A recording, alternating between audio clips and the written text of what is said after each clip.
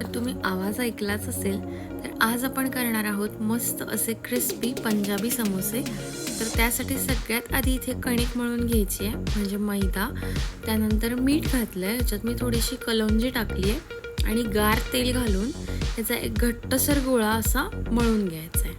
तर हा गोळा मळून एक 15 ते 20 मिनिटं भिजत ठेवायचा आहे साईडला, म्हणजे असा गोळा मळून ठेवायचा साईडला। तर आता इथे मी बटाटे ऑलरेडी उकडून घेतले होते, 4 बटाटे। तर आता आपण त्याला इथे भाजी त्याची करून घेऊया। तर इथे जे हिरवं वाटण केलेलं आहे ते फक्त मिरची आणि कोथिंबीर वापरून केलेलं आहे।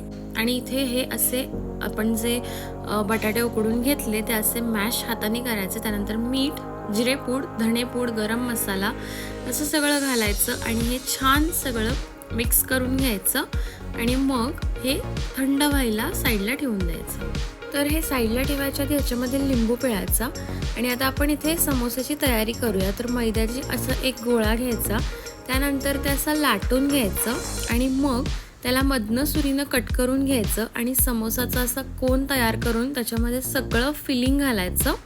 तुम्हाला ज्या साईजचे समोसा हवे आहेत त्या साईजचे तुम्ही पोळी लाटून त्या साईजचा समोसा करू शकता। मी फार मोठा नाही फार छोटा नाही असा मीडियम साईजचा समोसा इथे करून घेतलाय। तर तेल फार गरम नको आहे आपल्याला आणि समोसा तळताना मीडियम टू लो फ्लेमवरच समोसा तळायचा, गडबडीने हाय फ्लेम करून नाही तळायचा, तो मऊ पडेल। लो टू मीडियम फ्लेमवरती असा गोल्डन ब्राऊन कलर येईपर्यंत तो तळून घ्यायचा, तो छान क्रिस्पी होतो आणि मग असे समोसे आपले रेडी होतात। तर तुम्ही इथे असे समोसे आहेत ते नक्की ट्राय करून बघा, खूप सुंदर होतात हे घरच्या घरी समोसे। फक्त ह्याचे जे मेन आहेत गोष्टी त्या 2 आहेत, एक म्हणजे कणिक मळायचं आणि दुसरं म्हणजे तळायचं। तर हा समोसाचा व्हिडिओ तुम्हाला कसा वाटला मला नक्की कमेंट्स करून सांगा आणि असा समोसा तुम्ही पण नक्की ट्राय करा।